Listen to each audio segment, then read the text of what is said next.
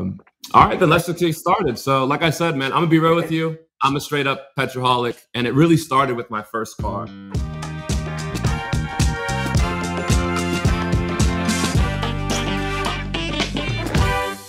So, were you a big car person before you got your first car, or did the EV thing get you into cars to begin with?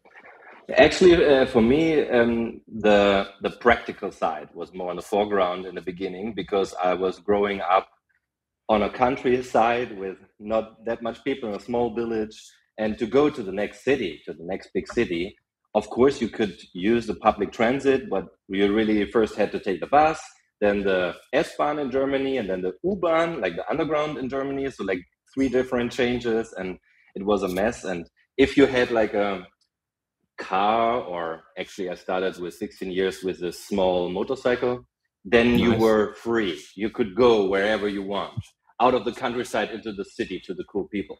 That was the idea. So it gave me freedom to go everywhere. And of course, the next point was I was a cool guy with a cool motorcycle and then with a cool car.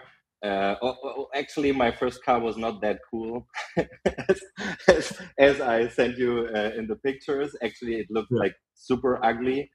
But that was not the big thing for me. It was more like, hey, I have a car, I'm mobile, I can go everywhere, and we can go to the lake, have some fun. We are not dependent on the bus and everything. It felt like, yeah, total freedom, total flexibility. And of course, the people around me, my friends, they liked it that I had a car and I can drive everywhere. So you have a lot of friends, and also the girls are interested. Even with that kind of ugly car I had, with an Opel Corsa in yellowish gold, not that good looking. Yeah, that's my story, how I started and what it meant for me to have a car. But I was awesome, totally not into cars. That's like, to add this on your questions, I was totally not into cars. I was not interested in the different styles or sport cars or, you know, this customization, or I even didn't know that much of how which cars are existing, which brands. It was just like very limited. For me, it was really about this freedom and, of course, a little bit showing off. With some kind of car. Yeah, you have to, right? Like you said, you were the cool guy just based on resources. You know, you had the resources, you had the means, and people wanted to be a part of that. That's awesome, man. Exactly. Like you said, at a certain point, especially when you're younger, it doesn't really matter what kind of car you have. But the fact that you're able to go 20 minutes where it takes people 2 hours, and you're able to play some music, you got the windows down, summertime breeze coming in. I mean, it's pretty unbeatable, especially when you get your first car and you're able to drive it around. Yeah, and when you say that, I was always into music. I am also like doing music for myself as a hobby. So I'm like playing a little bit of electronic instruments and singing. And the first thing I did when I changed something in my car, I built in a super cool sound system. So the car was ugly and not that much valuable, but the sound system was really, really good, with a subwoofer in a trunk. And so that was really, really nice. I loved it. Like you said, like to drive around with my car, volume up, enjoy the great sound of the music, and singing loud in the car. And that's really, actually, it reminds me of a very good time. Yeah, man. And in Germany as well, the secondhand market is so huge, right? I mean, I've heard stories, and I'm originally from the US. I moved to the Netherlands about 4 years ago. But I know in Germany in particular, I hear stories of people going all the way down there to get a secondhand car and drive all the way back up because the price is so cheap, or at least more cost effective than buying it in their region. So was that kind of was that your MO? Were you like, oh, I'm just going to go, you know, see what I can get and then go for it from there? Or did you maybe not handpicked it because it wasn't your most stylish car for sure, but did you have any selection process, or is it more just, I'm going to go for it? Actually, it was a little bit of a sad story, but not that much. My uncle died in that time, And I got it from my uncle. So it was the car of my uncle. And so, of course, then, you know, the stuff, when a person is not there anymore, has to be used, or somebody has to use it, take it, whatever. And yeah, my mom asked me, because it was her brother, if I want to have the car of my uncle. And I was like 17 and a half, like right half a year before I can have my driving license. And I was like, yeah, of course, cool. But I didn't know which car. And then I saw the car and I was like, yeah, hey, it's a car for free. You know, you don't complain if you get a car for free. So of course, I was very happy. But that was my story. Nice.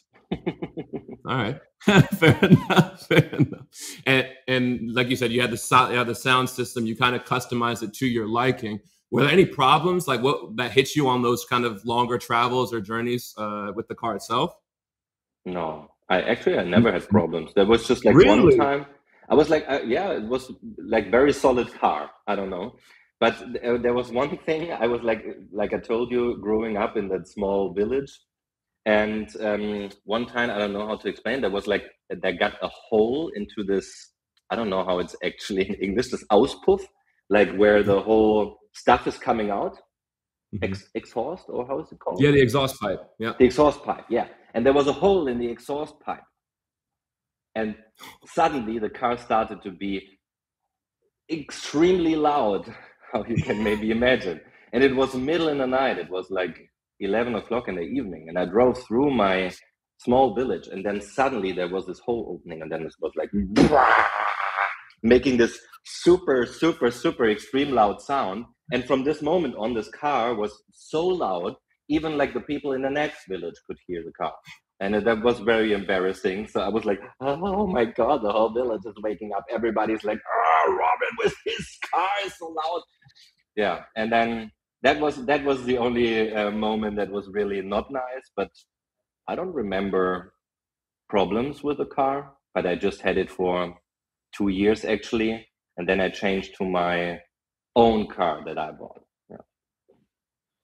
Nice. We have a running joke in the States that somebody who has a car with like the aggressively loud mufflers, or that are at the red light revving it, and you know the car itself may not look like super ballad, that the engine, you know, it's not comparable, right? We always used to say, oh, he poked a hole in his exhaust pipe. So that's hilarious that it actually happened to somebody, and it's not just a running joke. So I know where it comes from. Yeah, but on this car, you knew that it doesn't have the horsepower.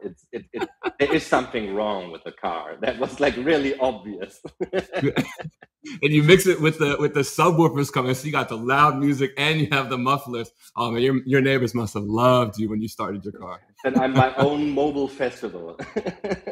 Exactly. So when you kind of got your first vehicle again, was it more just that practicality feature, or now that you had the money and you started, you know, did you have a more selective process now that you were picking your first vehicle? Yeah. I always was in love with this Audi A3. Actually, the cabriolet was my real love, but I could not afford the cabriolet. So at these times they had this cabriolet. And and then I was looking for this Audi A3 in a good shape, used. And actually, yeah, like you said, I was working and I earned my money and I saved all my money to buy my own car, the car that feels like I decided it on my own and not just like someone gave it to me. And yeah, then I bought my Dolphin gray Audi A3 from a person who who did some customization, but very gently, with a little bit bigger tires, little bit, you know, like put it down, lower the suspension, but not super that much, not like exaggerated. It was really stylish. And I bought this car for, I think, like around 7,500 euro at these times.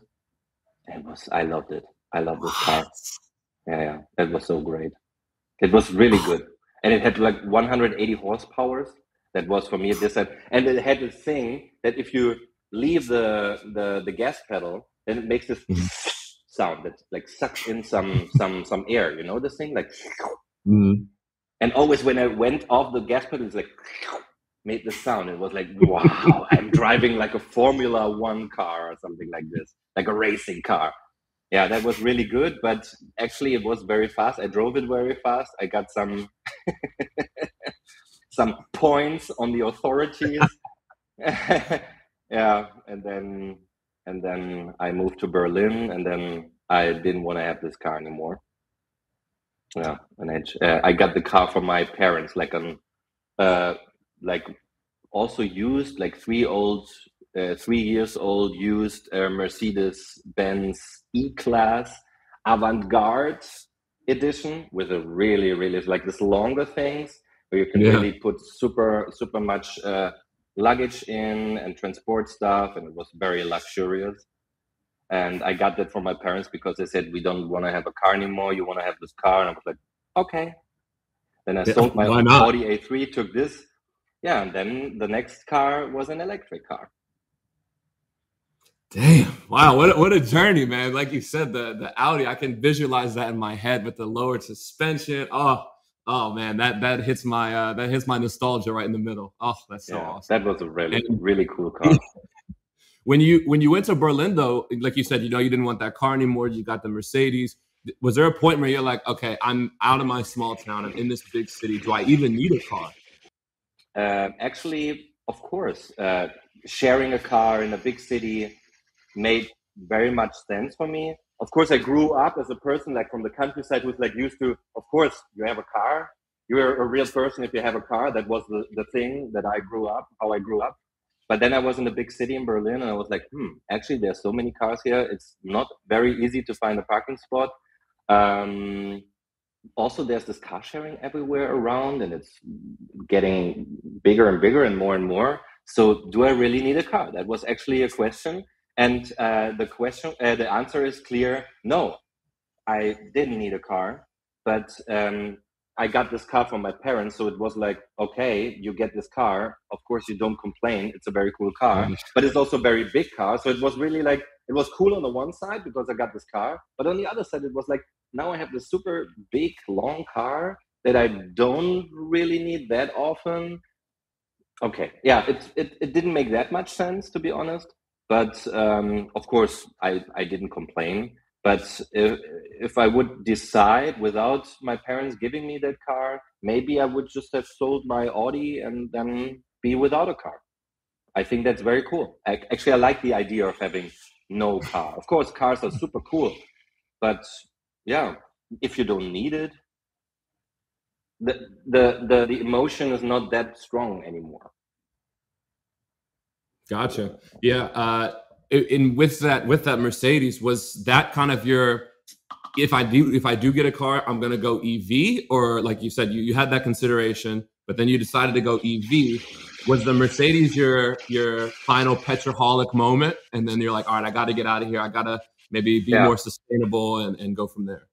Exactly. Yeah, I was like very happy with that car because I never had that kind of like luxurious car with its premium features, and everything was like so cool in this car, like you can imagine, with a Mercedes and this good like avant-garde style, blah. And it was very cool. I liked it very much, but it was like, in my head something changed. I informed myself more and more about alternative mobility. Actually, years before, I was always like following the news about this fuel cell cars, because I thought the fuel cell car will be the next big thing after the petrol car, but it never came. They never had this breakthrough, like even not now. And so there was this battery car with Tesla coming up. And I was like, okay, maybe the battery is the next big thing. And that interested me a lot because I was always into sustainability, thinking new, rethink yourself, and try to save the environment. That was always very important for me. And so, it interested me. The mix of these cool new cars, which have these cool technical features like Tesla, because I was always like a tech freak. I always had the newest, best tech. And then in combination with that mobility and this new thinking of alternative mobility that actually can be sustainable, that doesn't have to be, but it can be sustainable, that interested me a lot. And so I totally went into this whole topic of e-mobility. And then actually I also decided to change my job into this area. And that was the combination of, I was like on the beginning of being like a tech YouTuber. I tried to start it to be a tech YouTuber, found out that it's very hard to go into the business because there's a lot of big tech YouTubers already. And then I thought, okay, actually e-mobility is the tech that interests me the more at this moment and the most. And then, and it fascinated me the most. And so I thought like, okay, actually that's a cool thing because e-mobility is the next big thing. I drove a Tesla. I was like immediately falling in love with the car after the test drive. It was such a cool feeling. And I was so convinced that this is the coolest kind of mobility, that this is like a good thing because it's sustainable. It's a lot of fun because the machines, they are like driving like hell, you know, it's like insane how much fun you can have in an electric car. And so the combination I like very much. And I thought like, okay, I'm not a tech YouTuber. That doesn't make sense. I try to be like an e-mobility influencer YouTuber who is informing about this cool new way because people need a lot of information. They need the information like how to charge this car, how is it all working? Because it's kind of different. It's not just like a new engine. There's a lot of different things, different behavior with this electric car. And so I thought it makes sense if I inform the people, if I share my my emotions, my love, kind of like to e-mobility that when got stronger and stronger with the audience, with the community, help other people also get tips, get motivation to make the move. And actually that was the thing. So for me, it was a combination of I wanna change something, I wanna do something good. And I also searched for where's my niche in the tech area that I can go into as a YouTuber influencer, and also this tech fascination about it. So and the whole combination made so much sense for me. And then I immediately didn't want to have this Mercedes diesel car anymore, because if it makes this click in your head, if you're really into it, if you fell in love with this new style of e-mobility, then you cannot drive in a petrol car anymore. It's really maybe that's the downside of it, because it doesn't make fun anymore. It immediately starts to be old-fashioned, starts to be boring, and then it makes the sounds. If you go on a gas pedal, and on an electric car, if you go on this electric pedal, like how I call it, it's like immediately pushing you forward. The acceleration is so insane. And then you jump into a petrol car, you go on this gas pedal, and it's like so slow, and everything is so loud and making this sounds. And then it's like, no, actually, I don't want to have this anymore. I want to go fully electric. I love it, and I think I can do some very good stuff in this area and influence a lot of people doing something good. Damn! Wow! Like you said, for me, what always stops me, I guess, or what challenges me most, and just to kind of, I have a very similar story with maybe not with driving, but with YouTube and stuff like that. I really wanted to be a Twitch streamer like 2 years ago, right? COVID happened, everything shut down. I was like, you know what? All these games are out. I'm a big gaming nerd myself. Let me get into the industry and be a Twitch streamer. And I found out within maybe 2 weeks that everybody wants to do that. You know, everybody thinks that they're the funniest or that they have the best gameplay or whatever. And I was on console and people were saying, you know, you need to get a PC. So that's how I, in my mind, sometimes think about, you know, petrol driving to EVs. Like EVs are the PCs. They're faster, better tech. They have all of it. And then the consoles are the old man's game, so to speak. So when you think about it like that, for me, it was like, man, I guess I do need to get a PC. I can do everything I did in my console in my PC. And when I think about EVs, I'm like, yeah, I still feel like I'm gonna miss the driving experience of being in a petrol car. And when I talked to some of my buddies about it, especially some of my more petrol head type friends that were there with me when we had the sports cars and all this stuff, they're like, why would you even think about doing this? So I guess my question to you is, did you have a lot of any pullback or like haters, so to speak, when you were like, you know what, I'm getting rid of my Mercedes, I'm getting rid of my Audi, I'm going straight to EV? Did you have any of your friends or family or whomever was like, are you serious? No, actually, I think it's because of the time when I would be younger. Like we Yeah. talked about the first car, when I would be around this age, 18 to 22 or something. I think then I would hear something like this from my friends, from my petrol head friends. Of course. But actually, I was never that much into. I would not consider myself as a petrol head at no time, because I was not that much into the whole area. Like I told you, it was for me more freedom and more the practicality. So maybe when I would be younger, but at this time, I was like, 33 years old. All my friends in Berlin don't have a car since years because they are like, why you need a car in Berlin? Exactly. So no, it doesn't make sense. So actually, I was the only person left who had a car. So it was more like, okay, interesting. Now he has an electric car. They were more like, okay, we don't know why he has a car, okay, because of his job maybe, but now he has an electric car. So they were more like, okay, let's see, we are interested in this new thing, and they wanted to also check it out. So nobody was like saying something contrary to it or something. No, they were all more like, okay, Robin is always like with this tech stuff.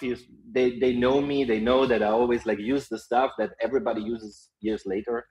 So they were more like, okay, if Robin is using it, maybe that's the next big thing. So let's look at it, see how it's going for him.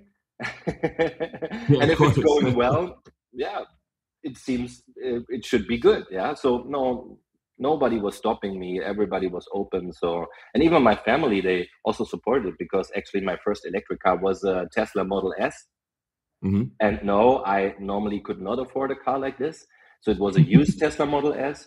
And I got a loan. My parents supported me to buy this car. With the financing and everything, it was very hard for me to finance a car. But I said, I need an electric car to be an e-mobility influencer. I cannot be an e-mobility influencer if I don't drive an electric car. That kind of makes sense. And I was like, just like this BMW i3 and this Tesla Model S, who were like the most interesting cars out there. But the BMW i3 was not, for me, not fitting for this long distances, because I wanted to show the world, an electric car is not only for a city, it's also, you can travel long distances. And at this time, when I started 5 years with the e-mobility, Tesla Model S was the only car that worldwide could exactly bring this whole comfort of sitting in a car, driving somewhere, and you can charge everywhere very fast. Travel long distances, long trips. And so I said, okay, I need that car, even if it's so expensive. Yeah. And then I financed it, like I told you. And then also I gave it for rent. So people could rent the car from me so that they can get some money back to afford the car. Oh, really? Yeah. That's cool. I didn't know you could do that. That worked very well, actually. And because, everybody wanted to try out this Tesla electric car. So it was this time where it was just like a fascinating thing. And it's still that fascinating, but it doesn't have this, there's this one new brand. Now there's a lot of electric cars out there from all the brands. And that was my journey. And I was super happy with it, but it was also a little bit risky to buy a car that's that expensive. And then also compared to other petrol cars for this, like I paid like for a used car, like 80,000 euro for it. For 80,000 euro, you can imagine you get like the most luxurious, best petrol car you can imagine without any limits. So of course, that was kind of, when I look at myself, it was kind of like very risky and very brave to do it and try it out. But it worked very well, and I was super happy with it. I made some big trips with the car, so that was no problem. Yeah, I mean, from what I've heard, it's really a leap of faith. you know, especially when it comes to buying, sharing, selling, or whatever have you. And you talked about, you know, kind of getting some help to finance your car. I guess, what would somebody my age with limited resources be able to do in the market now? And, you know, whether it's buying, leasing, sharing, car sharing, renting, whatever. I mean, it just seems like the options are so few, I guess, for the EV world right now, especially with people with my limited budget and in my age group. So what would your go-to option be if you were me in this situation? First, I would actually give you the advice or tip or experience that from me as an e-mobility expert. I would say, don't buy an electric car at the moment. That would be my first advice for you and for everybody, because the development is running so fast. So in the next 2-3 years, the electric cars that come out, I have a good insights of what's coming in the e-mobility market, and the development is so fast. It's so interesting. So electric car is great that you buy now, but it will be very old in 3-4 years. 5 years, it will be super old. It would, yeah, that's a little bit also the problem. It looks then like a smartphone 5 years ago. Of course, it's still working, but you want to have the new stuff, the new cool features, the new assistance, the new bigger range, the faster charging, all this tech stuff. If you buy a new computer, a new smartphone, a new tablet, then it's like, wow, it has so many new cool features. And that's a little bit how it's going now in the EV market. If you buy a car now that's super cool, you're super convinced, you're happy with it. But in some years, you're like, oh man, this new electric cars that came out have like double the range, double the fast charging. They have cool new driving assistance that the car can drive on the highway on its own, and blah, blah, blah, all this stuff. Yeah. And then you're like, I want to also have all these features. So I would suggest not to buy a car at the moment. Earliest, I would suggest buying a car maybe in 4 or 5 years. I think then you can start to buy a car, because then the development is going a little bit slower. But we are at the moment in a time where the development is the fastest ever in the EV industry. And like on the smartphones, when they first come out, the first iPhone, the first 5 iPhones, they had so big development jumps, like from every year to year. And now from last year to this year, I didn't even notice the changes. So, and that's how it's all the time working in the tech industry. And that's some kind, yeah, you can also apply it on the EV market, because it's more tech than automotive. Yeah, we're going more into this tech area and this whole future features of cool AI-driven assistance, blah, blah, blah, cool software features where you can implement your smartphone in the car and whatever, and have entertainment and work in the car. And so all this stuff. So yeah, I would suggest to lease a car, or to have no car if you're in a big city and just like use car share. That would be my advice. Use the car share and get into it, try it out, try different. There's a lot of, I think, especially in the Netherlands and Amsterdam, should be a lot of car sharing companies that have a lot of EVs, because you're one of the biggest EV countries in the world. So I think you have a very good choice of EV cars in the car sharing. So you can try it out. Also, you can sometimes rent them in the weekend or even for some days. There's like different kind of models, like very short car sharing, or even some days or some week car sharing. It's also normally available. And if you're really convinced then, and if you say you really needed a car, it makes sense to have it, not to just like use the car sharing, to have somehow a car. I would not buy it, I would lease it.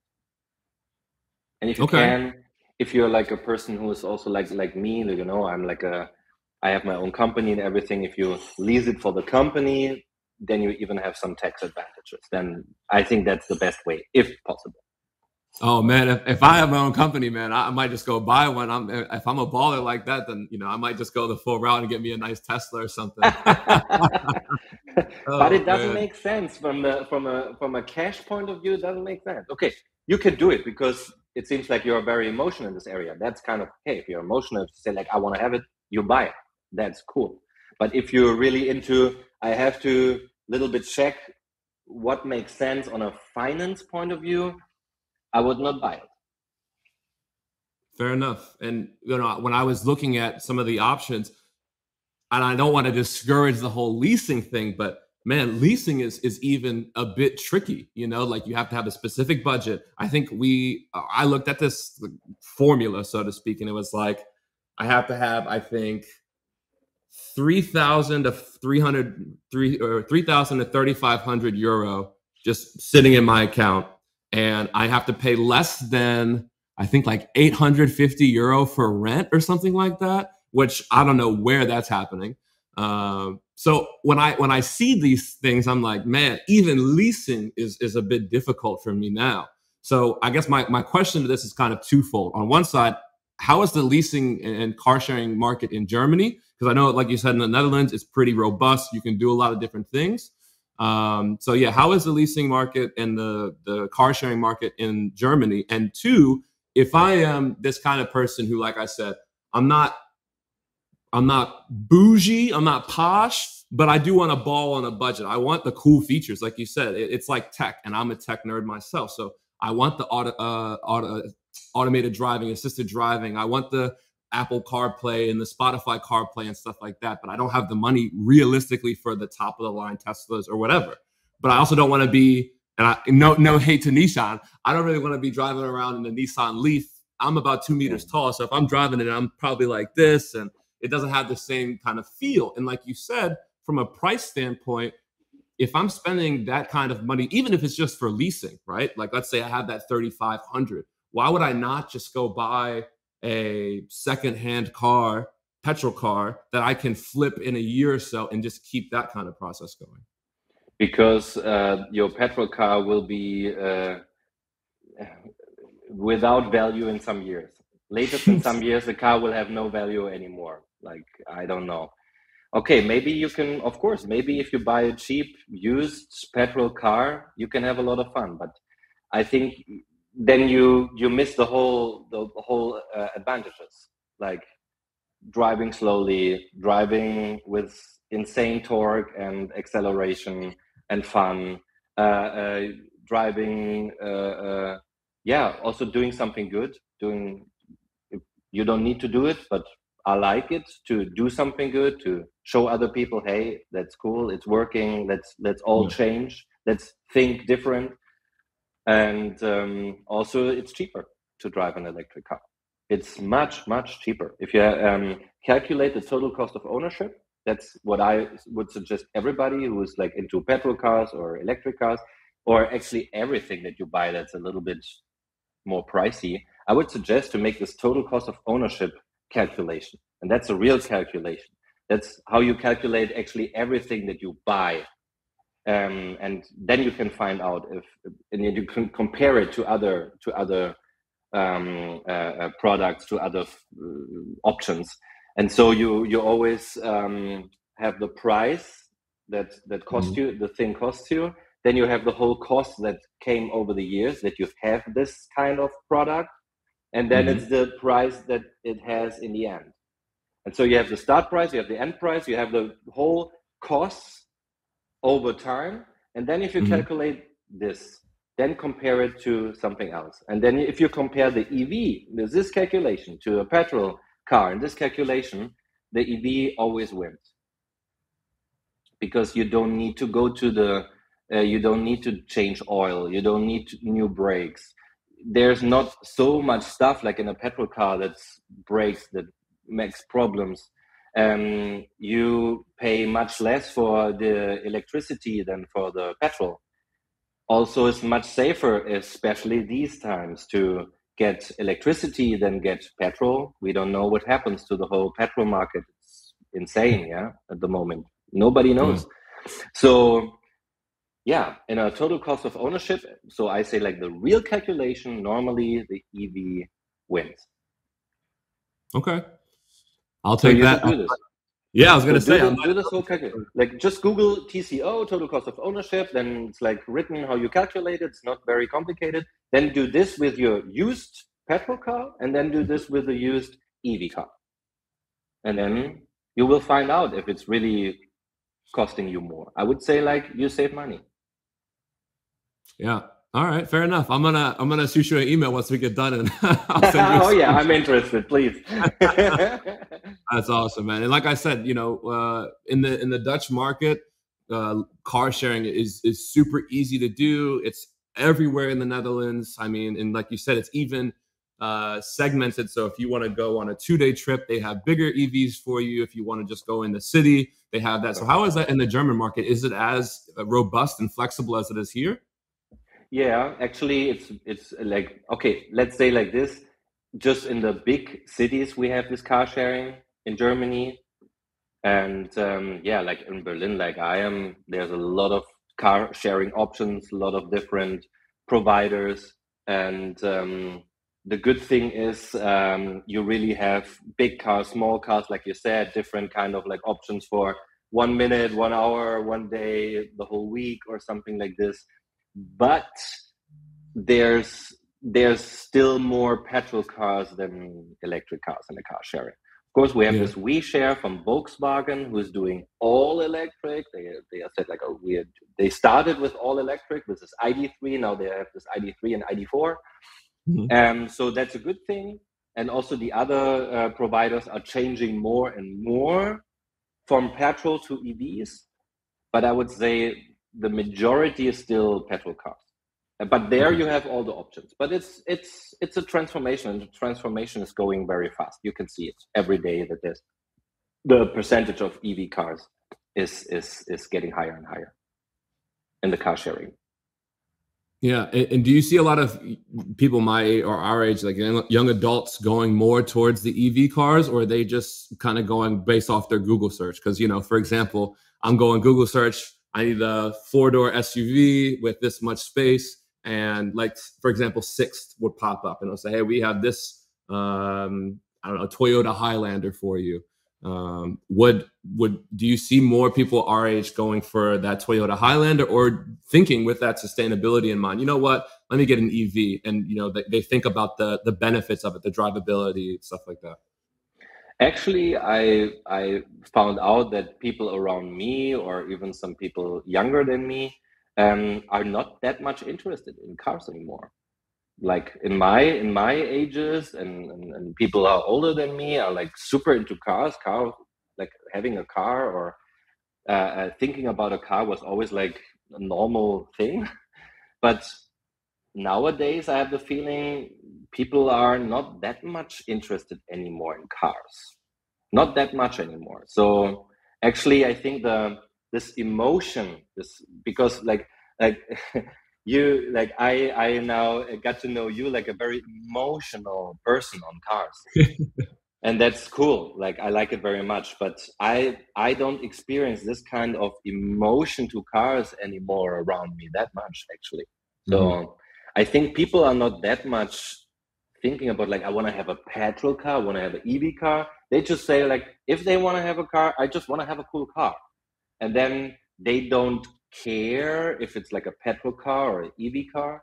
They just want to have a cool car that they can afford and that has the features and the stuff that they like. And normally I find out that if they drive an EV car, they are like, wow, that's so cool. Of course I buy an EV car. It's not like, it's not this, do I change from petrol to EV? They don't think about it. They just want to have this kind of car that's the coolest and with the coolest features and that with the most fun, and that also looks cool. And I think EV cars all have that.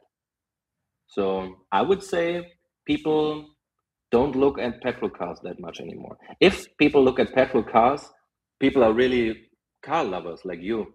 People are really like into cars. Maybe they also look at old timers, or they look at fancy cars and special cars that not around everywhere.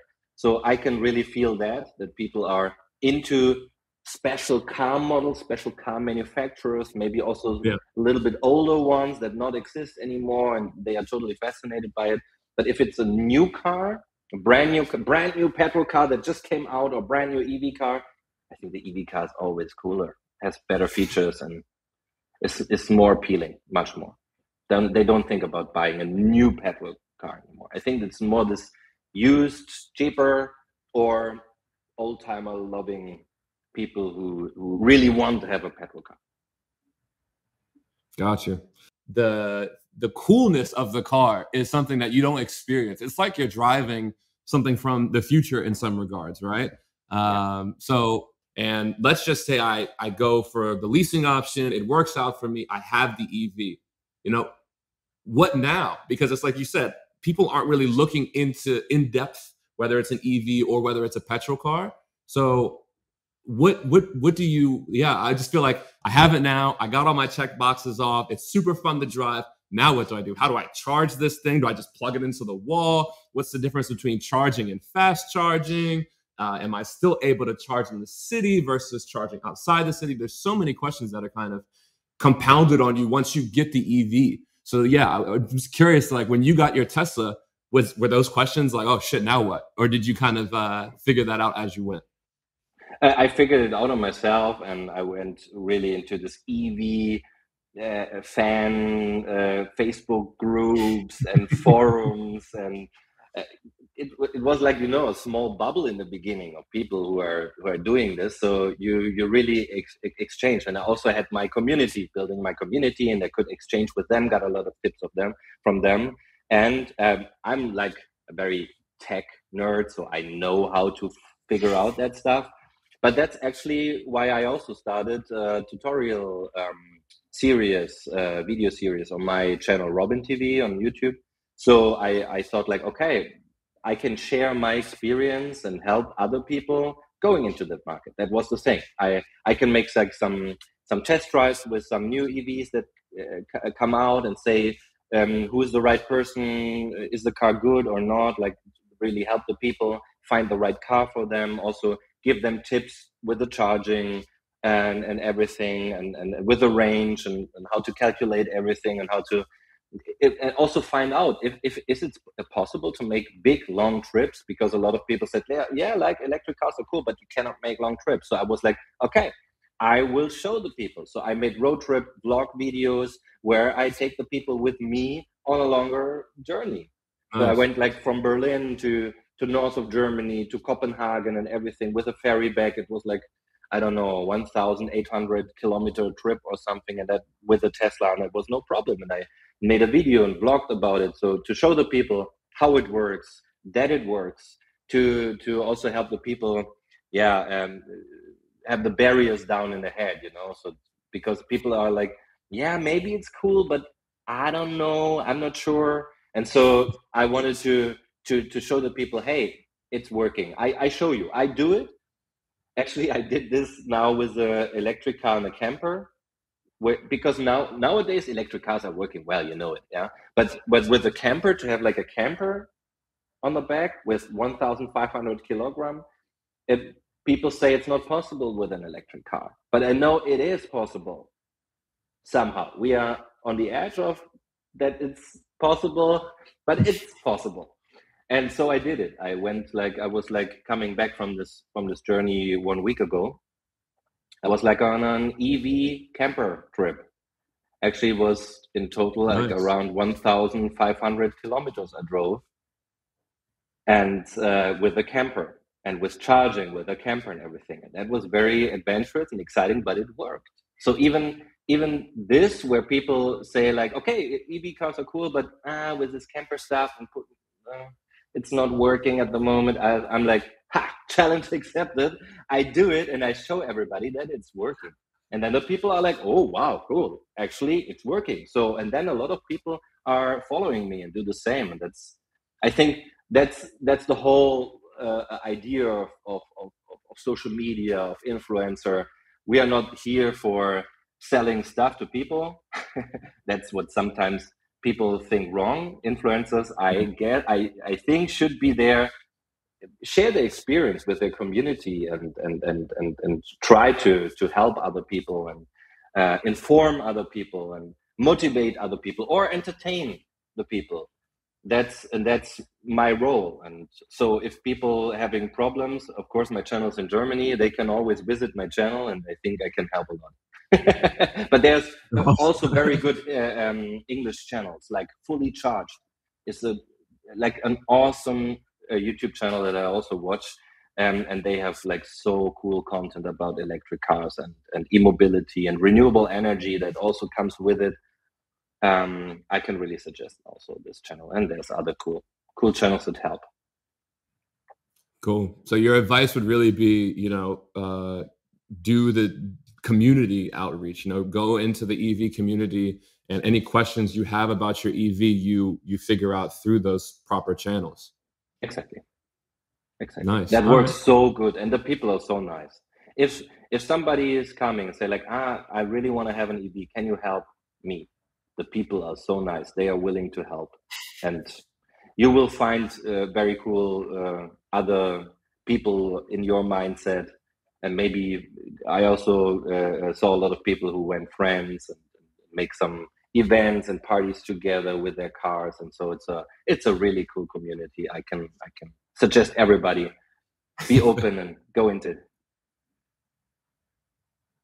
Cool. And is the community the same when you get to the charging station? Because again, my other question is, like you said, I'll do my research. I'll ask people what's the difference between charging and fast charging. But I have realized that physically fast charging and going through that process is a lot different seeing it in a video versus when you do it for the first time. So is that community aspect still there when you're fast charging? Yeah, sure.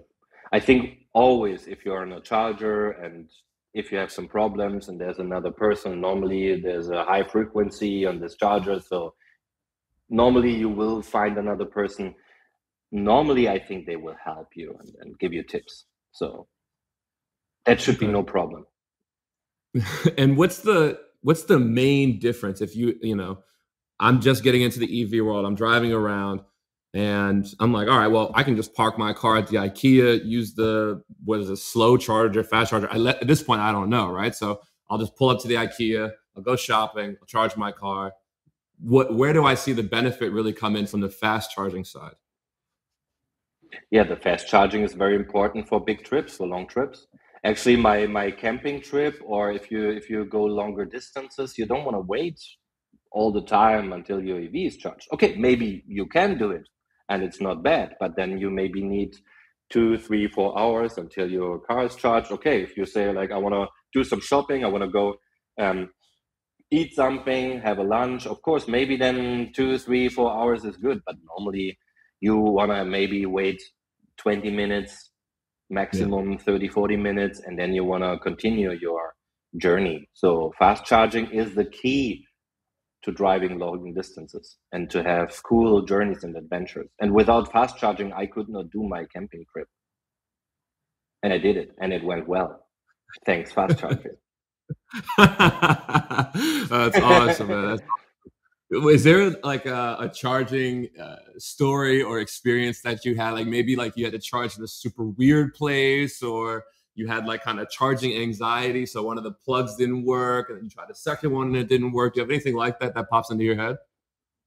Yeah, there's really like there are very, very interesting locations where chargers are, because with a car you normally go to the station and then petrol station, then you just get gasoline in your car and that's it. But chargers, electricity somehow is everywhere in our world, and sometimes they do electric chargers in areas where you never thought that there's a charger. So I was really like driving, searching for a charger. You have this apps, they say like, oh yeah, there's a charger a little bit outside of the highway. I was like, no worry. And it's a little bit slower charger, but I have some time. I can do some work in my car, no problem at all. And then I drove and I was like, it's really out in the countryside. And then I really drove like to a farmer's place. Like a farmer had a charger on his farmer's place, a public charger. And I really went into this farmer's house with the whole buildings and everything. I was like, really? Here's a charger? And yeah, and then I drove a little bit around and there was this charger then. And he had a public charger that he used for himself, but also for everybody could use it. It was very cool. And actually, I parked my electric car right next to the fences where the cows are, and I really went out of the car. It was stinking like, you know, this farmer's smell. And then I plugged in my car, and next to me the cow was like roaring at me and my car. That was very cool. So that was very cool. So like I parked my car like, right next to the cow. The cow was eating. My car was sucking electricity out.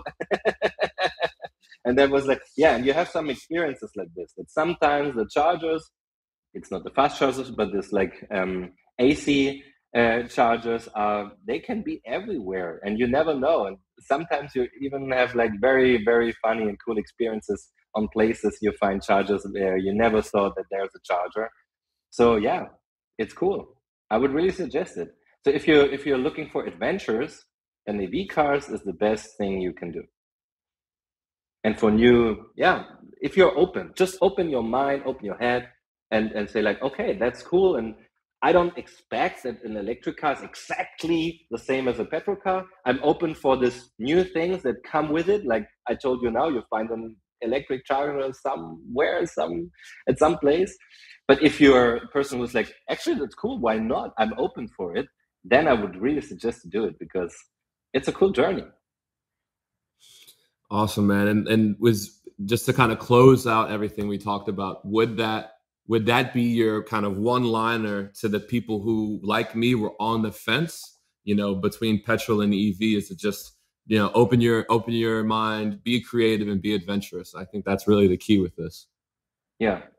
I think if you love cars, you also love drive around. If you love experience the world around you, go on places where you never thought maybe you would be, then I think an electric car is the best thing you can do now. Then yeah, exactly. That would be the advice I would give everybody. Like you repeated it, like you summarized very well.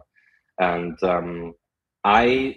I would also add that you should never worry about this strange anxiety or something. I don't know. I never, ever in this 5 years met a person who was standing somewhere without electricity and had some problems. It never happened. Never happened. It's just like some things that people tell, like, oh, what if my electricity is going like a ghost 0%. Story. Yeah, but it never happens. It just never happens to anybody. So don't worry about that. The car will tell you if it wants to have electricity, and it will help you find a charger, and then you have no problems. And actually, every AC plug that is out there in the world can charge your car. So even if you don't find a charging station, you'll find a nice person in a house that give you some electricity with a normal AC plug. I also did that. And it worked. Oh, man. Well, thank you so much, Robin. If you have any final remarks or things like that, it was so awesome to sit down and chat with you and kind of hear your story, be able to share my story, and give me some more confidence about my decision to jump into the EV world. So thank you again so much.